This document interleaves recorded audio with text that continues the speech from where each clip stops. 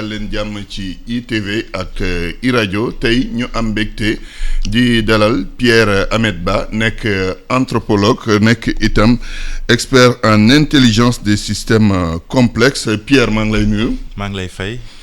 tey ñu war a waxtaane li tubaab bi woowe changement de paradigme au plan géopolitique avec la guerre en Ukraine maanaam li nga xamante ne guerre bi en Ukraine jur na ko ci li nga xamante moo war a doon rapport diggante état ak état boobu guerre ca Ukraine lan la mën a jur diggante Russie ak yeneen réew Europe d'abord diggante Russie ak réewu Afrique ak diggante Russie ak réewu Sénégal ci sa gis-gis. li mu mën a jur bëri na lool ci wàllu conséquences yi nga xamante ne ni moom la guerre boobu mën a am parce que ñun dañu nekk économie boo xamante ni nii lu ci bëri ci li nga xam ni moom la ñuy jëfandikoo dañ koy jëlee ji bitim réew indi ko fii. donc mu nekk lu diis ci ñun. ba pare beneen bi mooy ñaari réew yooyu yëpp dafa am lu ñu sekk ak ñoom ci wàllu commerce international. loo xam ne dañ koy soxla di ko jëlee ci ñoom di ko indi di ko jëfandikoo bi ci topp mooy. ñun ku nekk xam na ni suñu économie dañu ciy jàppale ci lu bëri te fi mu toll nii comme li ñuy wax ku tal sa bopp doo tal keneen te Europe fi mu toll nii toll na foo xamante ni nii seen bopp la ñu tal parce que rapport de force moom moo am fi mu toll nii parce que xam nga man on dit souvent que la diplomatie c'est la continuation de la guerre. donc bu ñu demee ba au plan diplomatique yenn yi mënuñu ko régler rapport de force dafay taxaw. donc li nga xamante ni nii moo fi changé pour l'instant c'est que avant li indi woon guerre froide bi par exemple après la deuxième guerre mondiale c'était des questions d'idéologie. léegi nekkatul question d'idéologie question de puissance la.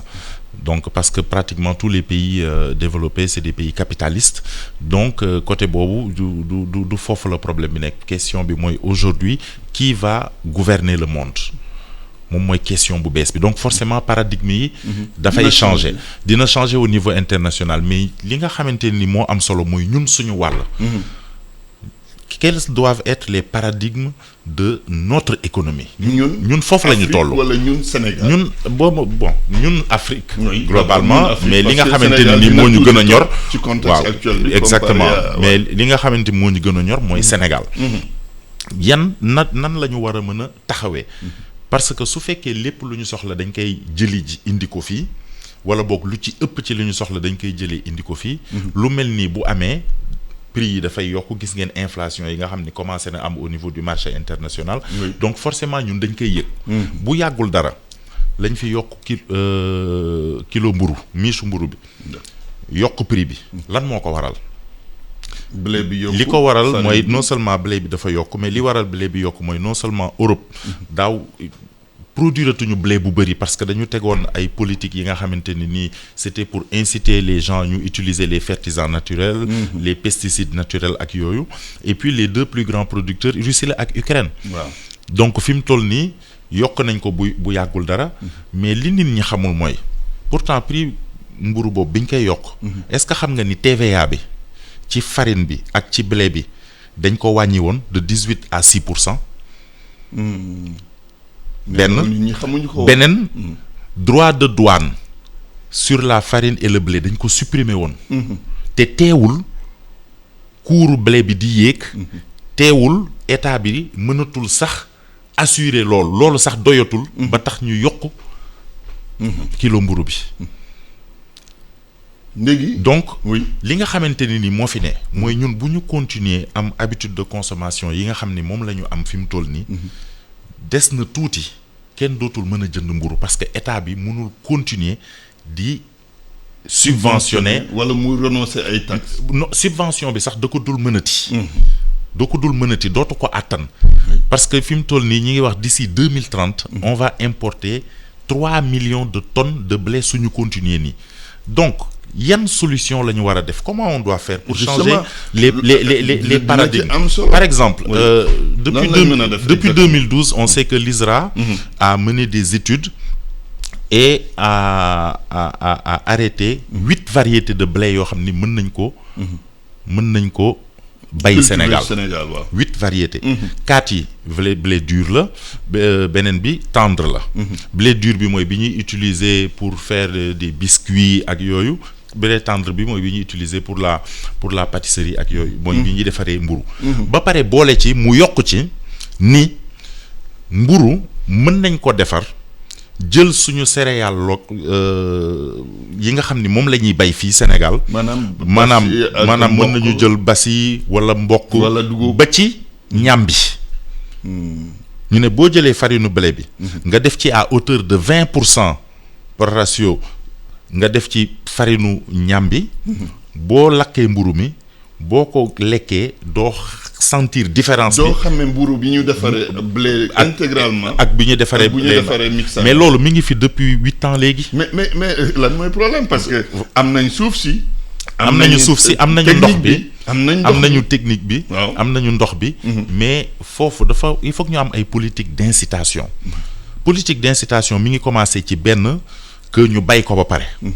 bu ñu ko bayee ba pare c'est-à-dire que qu'on se rende compte que li ñuy bay ci ñambi te en plus variété ñambi boobu ñambi buy sax partout la te variété bu baax la ñu ne ok dafay am politique d'incitation pour que ñu bay ñambi à grande échelle beneen bi qu'on mette en place des dispositifs d'accompagnement c'est-à-dire machines yi nga xam ni mooy permettre ñu moudre ko def ko farine ñu mën ko mettre à disposition des transformateurs c'est-à-dire créer une filière de transformation et ensuite maintenant on peut imposer que 40 voire 50% de la production des boulangeries ñu imposer leen ko que ce soit ce qu'on appelle le pain composé moom mooy mburu boobu c'est comme ça qu'on peut faire pour s'en sortir mais finalement lu tax demuñu ci application parce que ni mu la ko waxee sànq technique baa ngi fii parce que gëstu nañ ko ba trouver variété yooyu ngay wax am nañ suuf si am nañ ndox mi lan mooy problème est-ce que finalement du volonté politique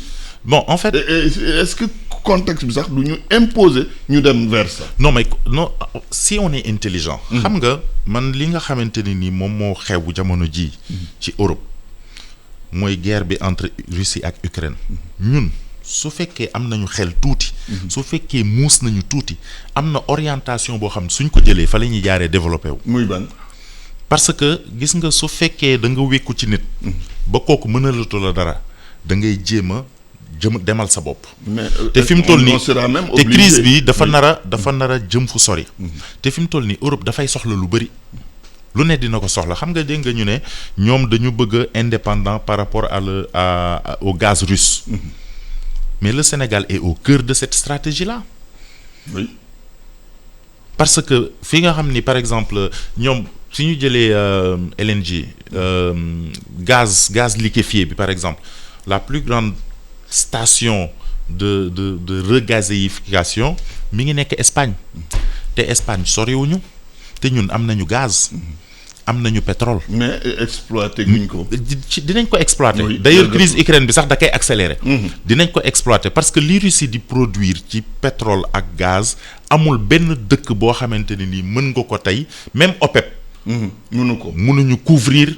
manque à gagner boobu c'est impossible manque de production boobu. mënul nekk. c'est impossible donc il faut de nouveaux producteurs te ñun foofu tànk yooyu la ñu taxawee muy beneen bi mooy su fekkee ñoom ñi ngi guerre Ukraine bayatuñu Russie lu mu daan bay presque da koy garder pour moom parce que dafa nekk en état de guerre yeneen dëkk yi dañuy def protectionnisme dañuy interdire l'exportation par exemple dëkk bu ci mel ni Argentine nga xam ni moom tamit dafay produire blé dañuy interdire les exportations pour aussi se protéger mais ñun lan lañ leen war a mën a jaay. rien du tout. si bëri na suñ ko bayee su fekkee am nañu politique bi on peut faire du maïs à grande échelle. ñun Sénégal. waaw bien sûr. bay exporter. waaw mais foofu la problème bi nekk mën nañ ko. vous vous rappelez du projet d'Abdoulaye Wade de 300 000 tonnes 600 000 tonnes de maïs par an. waaw. Vous vous rappelez de ça? Bien il y a de sûr. cela une vingtaine d'années où je me rappelle plus exactement c'était quand mais il avait wute nag Guana bi. voilà wute nag Guana bi bi mu ñëwee loolu la doon wax on peut faire du maïs non xalaat bi moom mu ngi fi. on peut faire du blé on a l'espace pour ça li nga xamante ni moo fi nekk moi je pense que soit c'est des questions d'information su fait ñi ñuy jiite peut-être amuñu jot bi wala jotuñu ci information yooyu ou alors c'est une question de volonté politique te loolu dina ma jaaxal trop parce que fi mu toll nii il faut qu'on trouve des solutions et des solutions pérennes. Oui, solution pérenne mais jàpp nga ne mais impérativement mais par A ou par B crise bi dinañu obligé ñu dem vers ça. Effectivement on est obligé ou alors il va y avoir des émeutes parce que kuy bëgg a dee wéqu mais léegi nag ci wàllu pétrole bi ak gaz bi xam nga chaque jour coût pétrole bi day yokku dina dem ba impacter prix wu denrée yi loolu naka la ko Sénégal war a gérer ci sa gis-gis. Bon côté boobu moom moi je fais confiance à notre administration xam nga lu tax parce que nee nañ am nañ stock 3 mois du doy tel produit tel autre produit du doy ça c'est à court et moyen terme mais à long terme dina doy waar du doy xam nga lu tax du doy mais d'abord il faut faire confiance à l'administration sénégalaise xam nga lu tax vous vous souvenez des émeutes de la faim waaw lors de la crise des subprimes 2007-2008 2009 tout à fait pratiquement toute l'Afrique a connu cette crise-là des émeutes des trucs comme ça vous voyez mais Sénégal amu fi et pourtant on était soumis à la même pression internationale à la même tension au niveau du commerce international lu ko justifié mais parce que ils ont su gérer anticiper et gérer comme ni ñu ko waxee d'ailleurs voilà donc man je pense que mën nañ ci génn mais il faut que ñu trouver ay solutions. mën nañ ci génne bu fekkente ne affaire bi yàggul te bu yàggee il faut itam ñu taxawal suñu politique yu ñu définir ba pare. non xam nga politique de et c'est ça le problème au Sénégal c'est-à-dire ñun bi ñu nekkee xale ba tey ñu ngi dégg consommer local boo demee Israël li fa nekk ci étude kenn mënu koo jeexal. kenn mënu ko wallaay. lépp saytu nañ ko ba xam nuñ koy defee ak naka la ak nan la. mais dafa am loo xamante ne nii moo fi ne mooy que les vœux pieux y en a beaucoup. Y en a énormément. Je me rappelle le gouvernement de Abdoul Mbaye lan la ñu waxoon autosuffisance alimentaire. Oui. En 2016 nous sommes en 2022. te yeggaguñ ci. te yeggaguñu ci. même si y a des efforts quand même. Il y a des efforts production rizicole bi. oui mais il faut diversifier mais yeggagul fi ñu waxoon. yeggagul fi ñu waxoon ba pare il faut diversifier les cultures. Il faut diversifier les filières agricoles ba pare il faut des mesures d'accompagnement boo jëlee oto tey Tiwaawan ba Ndar la fa ne ci suuf kenn mënu koo jeexal. te kenn bayul te kenn bayul. kenn oui. dëkk boo romb ñi ngi toog ci taatu garab yi. wala boog nit ñi vallée fleuve Sénégal atteindre gul vitesse de croisière en termes de production. mais ñooñu ñëpp lu leen tere bay du ndox. ndox kese moo leen tere bay non ndox moo leen tere bay. te am nañ aussi la main d'œuvre parce que bëri na ay ndaw yoo xamante ne ñu ngi ci àll bi amuñu luñ def. loolu yëpp am nañ ko. mais li nga xam ni moo leen tere bay mooy ndox ak accompagnement pourtant nag projet yi bëri na. ANIDA mi ngi fi. loolu lay liggéey. waaw ministère de l'agriculture li fa nekk ci ay projet ci ay département bëri na mais y a pas de cohérence y a pas de suivi il n'y a pas d'évaluation chaque année ñu jënd ay semences joxe ko semences yi dem na ba semences yi baaxatul liñ fi bay ci gerte daaw ba mois d'octobre boo yëkkatee gerte gi doo gis dara.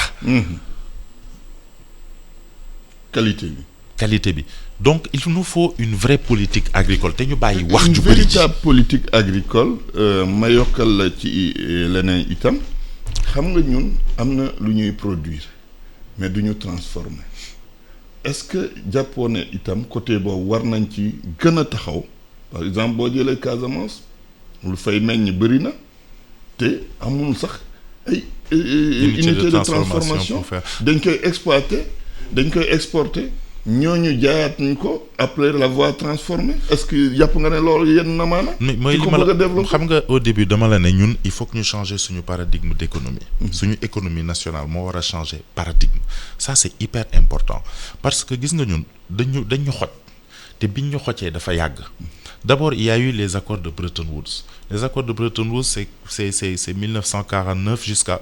En fait, il y a eu Bretton Woods 1, 44, 71, et depuis 71 jusqu'à maintenant, c'est Bretton Woods 2. Après, il y a eu le consensus de Washington.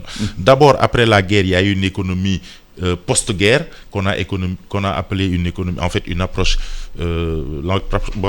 approche anglo-saxonne moo ci gënoon développée, c'est l'approche keynésienne ou classico-keynésienne. Et après, au début des années 80, on a dit non, maintenant c'est l'approche post-keynésienne. Mais là, moi, approche post-keynésienne, c'est-à-dire que la première approche keynésienne ou classico-keynésienne, c'était une approche, c'était des économies de développement, donc axées sur des paradigmes de développement. Mais depuis 1980, ce ne sont plus des politiques de développement. Au contraire, on dit moins d'État et on doit laisser le marché s'autoréguler. L'État doit juste gérer l'environnement juridique et laisser le marché. Donc, c'est, si tu veux, le sommet ou le summum de l'idéologie capitaliste. Donc, nous, on nous a toujours mis en coupe réglée. D'accord. Amul dara lo xamanteni ni ñun mën nañ ko def fi mu toll nii parce que ku ñu xoj nga woo say mbokk loolu la Olof Njaay wax. te ñun foofu la ñu toll. dañ ñu xoj léegi nag noo gisee avenir économie africaine yi mise en rapport avec la crise ukrainienne. Alors mise en rapport avec la crise ukrainienne, on va souffrir. On va beaucoup souffrir. Mais l'Africain est ingénieux. Dinañ ci génn man côté boobu awma ci xel. C'est vrai que am na pays yoo xamante ne ci biir Afrique ñu ngi produire lu bëri boo jëlee Tanzanie par exemple. mën na sax nekk une sorte de grenier pour l'Afrique de l'Est. Mais xam nga loolu jëlaat encore Kenya. xam nga loolu pour mu am. il faut que et ça doit être si vous voulez loolu war na bokk ci li nga xamante ni moom la Macky Sall war a taxawal en tant que président de l'Union africaine. C'est-à-dire que ñun il faut que ñu nangu booloo. mooy benn au niveau de l'Afrique. C'est-à-dire que Tanzanie bii ngay wax. que mu accepter que sa production prioritairement da koy jaay Afrique. mais du ko exporter te ñun tollooguñu foofu. waaw parce que xam nga Europe moo ñu ëpp moyen. ñu ëpp Afrique moyen. Tanzanie buy produire. am na foo xam ne non c'est-à-dire historiquement dafa am foo xam ne bu ñu fa tolloo. nekkatul affaire de moyens. affaire de survie la. C'est-à-dire que ñun il faut que ñu constituer un bloc comme on avait fait xam nga après la conférence de Bandung il y a eu le camp des non-alignés. Mais le camp des non-alignés c'était pas juste on ne se met ni derrière les États-Unis ni derrière le bloc soviétique. C'était pour tracer une troisième voie. Malheureusement on a raté le coche. Mais c'est le moment de réactiver tout ça. mën na nekk. Mais bien sûr que mën na nekk. Actuellement. Mais bien sûr que mën na nekk. C'est-à-dire les mêmes conditions qui ont permis au Japon de se développer après la crise des années 30 moo taxaw nii. Ce sont les mêmes conditions ñun bu ñu bëggee développer wu fii la ñuy jaar. mais naka la c'est purement stratégique. Afrique bi ngay wax mën a développer fekk elle est minée par des crises internes des coups d'État djihadisme yi ñëw encore gën a exacerber problème mu. mais crise yooyu fu mu commencé xam nga les grandes crises en Afrique ont commencé après la chute de l'Union soviétique. C'est là qu'il y a eu la circulation des armes. Oui. Comme les AK-47 qu'on appelle Kalachnikov. Foofu la crise yi commencé. Dans les années 90. Dans les années 90, les grandes crises en Afrique ont commencé là avec la circulation des armes.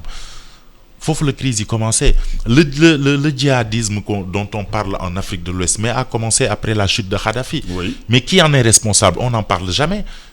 C'est l'Occident. C'est Nicolas Sarkozy et David Cameron. Mais ñoom ñaar la et tout le monde savait et ils ont été avertis. Tout le monde savait que après la chute de Kadhafi lii mooy xew Afrique de l'Ouest ñëpp xamoon nañ ko. Ils sont pyromanes et pompiers en même temps ñoo ko créé. Mais ñun lan moo war a nekk suñu taxawaay ci côté boobu parce que wax ji yëpp foofu la nekk. gis nga paradigme au niveau international tout ça c'est bien beau. Oui. Mais lan moo war a nekk taxawaayu Sénégal parce que Sénégal moo ñu ñor. fii la ñuy yeewoo fii la suñu wërsëg nekk. te lu dal ci Sénégal dal ci suñu kaw. ci lu wóor léegi loolu wàllu koom-koom la wàllu diplomatie taxawaayu Sénégal puisque wax nga taxawaayu Sénégal gis nañ président Macky Sall wax nag président Poutine en tant que président d'abord du Sénégal parce que man je mets ça en avant. ensuite en tant que président de l'Union africaine loolu taxawaayu Afrique boobu yow nan nga koy doon jàngate ci contexte actuel bi. bon déjà taxawaay bu baax la taxawaayu Sénégal. ci crise bi taxawaay bu baax la. le fait que président Macky Sall wax ak président. non Poutine. président Macky Sall wax ak président Poutine loolu lu normal la. c'est pas extraordinaire peut-être bii la ñu yëg. waaw parce que diggante Sénégal bii la ñu yëg mais dama bëgg ngeen noter benn affaire. En ce moment Sénégal on a une diplomatie très dynamique. Oui. Et j'ai été très content de constater que ligne bi ñu nekkoon wàcc ñu fa. ligne bi ñu nekkoon. depuis les grands ambassadeurs du Sénégal aux Nations Unies ñoom Alioune Sène et tout ça ñi ngi ci ligne boobu ba tey on n'a pas bougé te loolu lu ma neex la muy benn. Et c'est une position courageuse muy ñaar te li permettre tey Macky Sall mu nekk président de l'Union africaine il doit ça à la diplomatie sénégalaise parce que c'est une diplomatie très dynamique vraiment. loolu moom il faut que ñu nangul leen ko. Tout à fait. il faut que ñu nangul leen ko donc que président Macky Sall wax ak Poutine lu normal la parce que Poutine dafay am ambassade. Waaw. Russie am na fi ambassade. Ak ñuy Ukraine, jëflanteeg waaw. moom. La dernière fois l'ambassadeur quand on a fêté les 60 ans des relations diplomatiques entre la Russie et le Sénégal. Mais il y a eu 561 milliards de francs CFA qui ont été échangés entre les deux peuples. Entre les deux pays. Donc c'est un partenaire économique. Dynamique ça. Peut-être pas stratégique, mais mais dynamique. c'est un partenaire économique. Économique oui am na ci solo. Donc comme woo ko c'est très normal mais li nga xamante ne nii moom mooy taxawaay bi nga xamante ne nii moom la war a am ci crise bi pour l'instant Sénégal diplomatiquement taxawaay bi ñu am baax na. beneen bi mooy que en tant que président de l'Union africaine daf ci war a dugal daf ci war a dox daf ci war a dem ba jeex tàkk. Parce que la solution peut venir de l'Afrique. gëm nga ko yow. bu baax. fu Europe échoué. parce que Amérique échoué. Afrique mën na fa réussir. bien sûr. ak enjeu bokkul de. bu ñu xeeb suñu bopp xam nga lu tax bu ñu xeeb suñu bopp. parce que l'Europe ne peut pas produire ce dont elle a besoin en gaz. waaw te il faut que mu wuti ko. du gaz rek. waaw mais damal jox benn exemple rek. waaw. parce que fi mu toll nii ñoom ci taxawaay boobu la ñu taxaw. il faut que ñu wuti ko. donc l'Afrique devient un enjeu stratégique. oui. ku ñu waxal mu déglu ñu jamono yi ñu toll nii. d'accord ma laaj la beneen itam est-ce que jàpp nga après cette crise parce que dina am fin par A ou par B. relation Afrique ak Russie wala relation Afrique ak Ukraine dinañ leen redéfinir. mais moom laa la wax léegi loolu laa la mujjee wax parce que am na benn moment itam amoon na benn offensive du ma wax sax boo xoolee même du point de vue sécuritaire Russie mu ngi. en fait il faut se rendre même avant ça. il faut se rendre compte d'une chose c'est que Russie mosu fay jóg. si mais tout à fait. mais seen taxawaay moo évolué. waaw parce que gunge na ay réew yu doon laaj seen indépendance. mais les gens oublient ça. ak ñoom mais xam nga loolu nit ñi xamuñu ko nit ñi dañu foog ni Russie dañuy soog a yeewu nii rek di soog a ñëw. bëgg a ñëw bund xatal nasaraan yi. ak yooyu. non demeewul noonu. mais bi ñuy xeex indépendance. contre la France mais kan moo ci jàpp. Guinée moo fi njëkk a indépendant ku ci jàpp. oui ba na tubaab yi di jugee Guinée lamp yi sax dañ koo toj. douche yi ñu saq leen. ku leen jàppale. Russie. Mali ku ko jàppale. ak Congo. Congo ku ko ak Angola ak yooyu. les mouvements de libération di former ay ingénieurs africains. mais bien sûr mais fii mais fii y a beaucoup d'ingénieurs qui ont fait leurs études en Russie. Mais les gens oublient ça. C'est-à-dire la Russie n'est pas un petit pays. Ça c'est d'un. La Russie a installé un nouveau rapport de force. La Russie va se détourner de l'Europe et l'Europe va souffrir. Donc ñun bu ñu toppee di langaamu ci Europe dañuy mujj daanu.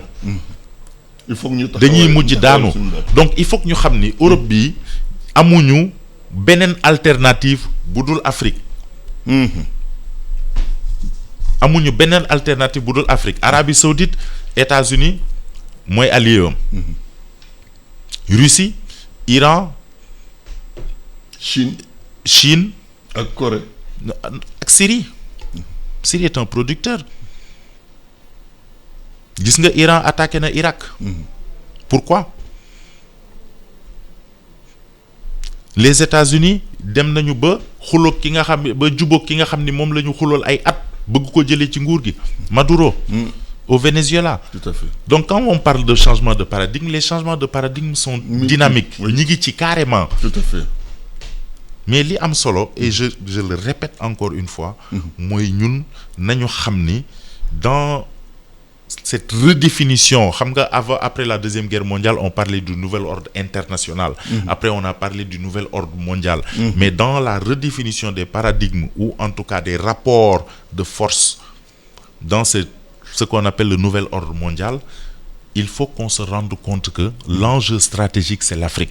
Très bien, très bien.